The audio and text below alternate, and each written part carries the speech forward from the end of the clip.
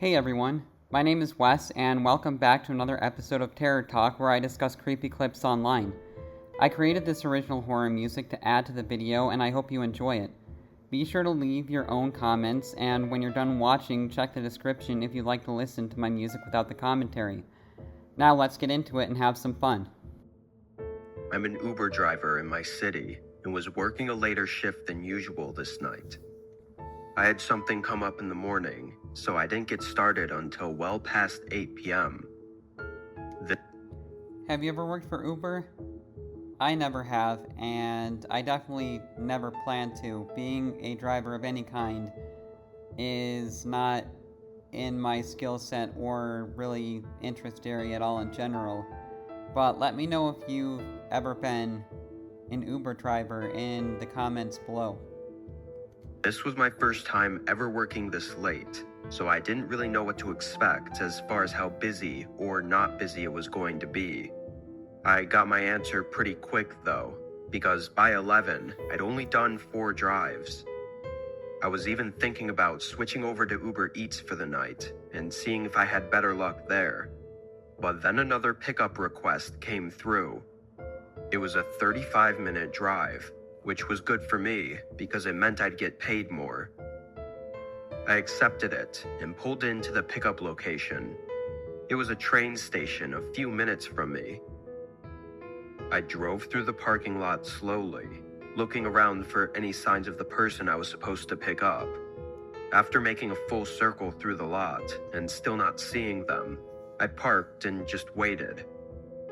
There wasn't a single car in the parking lot, and I don't even think any passenger trains were running at this time of night. That would be pretty spooky, wouldn't it? To get to this vacant train station thing and having absolutely no one be there. That's just a really weird pickup location, in my opinion, isn't it?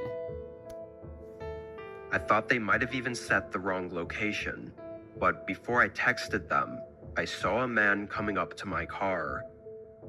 He had a dark sweatshirt on with a hood over his head, and aside from confirming the ride was for him, he didn't speak. I began the drive, and the man stayed quiet in the back seat, not even taking his phone out or anything. He just sat there, looking ahead. I didn't want to be that driver that always tried to make conversation, so I just drove and stayed quiet as well. While driving, a couple times I quickly glanced at him in the mirror. His eyes were staring directly back at me. This wasn't an uncommon occurrence when driving people around, but for some reason... Yeah, I feel like this is getting a little bit creepy already. I mean, just the silence factor and the fact that he's just staring him down from the back seat, wouldn't that make you feel really uncomfortable? Especially if you're an Uber driver driving someone late at night that was kind of in a semi-remote area. The whole thing is just a little bit sketchy so far. Reason with this guy, it felt really unnerving. He didn't look away either. He stared at me until I looked away. After a pretty unsettling 35-minute drive, I finally got to the drop-off location. It wasn't an address. It was a specific location that the man had pinpointed on the map. This specific location was at the end of an open field that was covered in dense fog. I looked back in the mirror, seeing the guy staying in the car and not moving. Get out. Not sure if I heard him right. I turned my body and looked at him. He looked me in the eyes with a terrifying stare and said it again. Get out. I felt my body tense up, and before I could think of what to do, I saw from the corner of my eye multiple... Yeah, this is getting weirder and weirder. Like, why is he telling the guy to get out? I mean, dang, this would not be a really good situation to get yourself into. Other guys running up to my car. There were 2 or 3 of them, all holding bats or knives, and wearing dark hoodies that covered their faces. Holy shit, this would just be one of the most intensely terrifying things to experience, wouldn't it? You're out in the middle of nowhere with this strange guy, and all of a sudden he's telling you to get out of the car. And then people are running up with bats and knives. Like, damn. They swarmed my car just as I put it in drive, but they were able to get the 2 back doors open and tried to jump in. The man inside the car was yelling at me and trying to reach over and open my door, probably to push me out.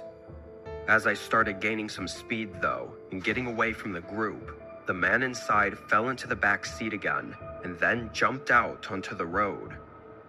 All the men disappeared into the fog right after that. I kept going, pulling into a gas station a few miles down the road.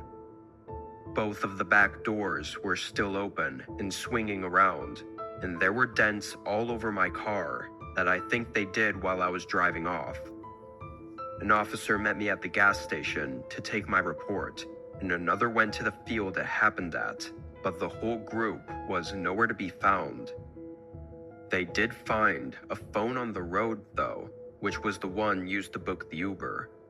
It probably fell out of the guy's pocket when he jumped from my car, but it turned out to be a phone that was reported stolen not even an hour before I picked up the guy. This seemed to all be an elaborate plan to rob a bunch of people, including me. Though it's hard to assume they would have just let me go with no harm done and let me contact the police right away.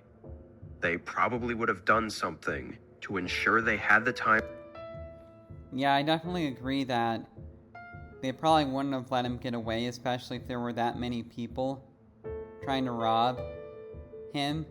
I feel like he could have been seriously injured, and he was definitely super smart to just get the hell out of there when he did and speed away like that, because, yeah, I mean, I feel like anyone would have the common sense to speed away like that when they're being rushed by a bunch of guys like that, wouldn't you think? I mean, only a fool would stick around to see what would happen. To get away in my car without getting caught. I don't know what would have happened, but I know I barely got away that night.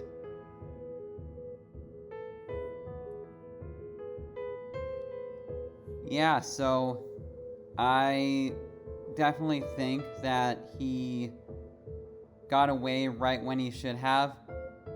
And I don't know, do you think he could have handled this any better? Let me know what you think below.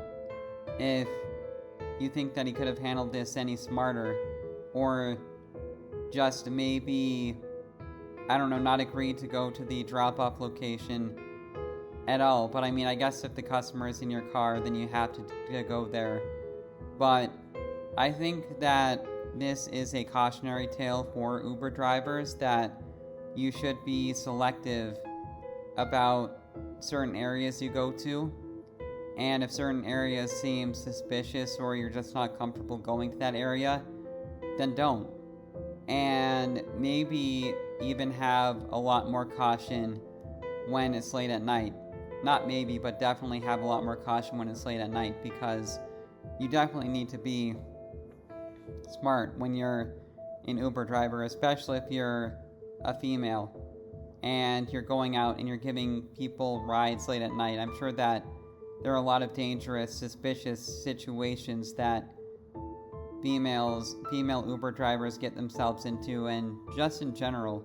So just be sure to have your wits about you if you're an Uber driver, and use your common sense. But yeah, I thought this was a good story, and I hope you enjoyed my commentary and my music, and I will see you in the next video.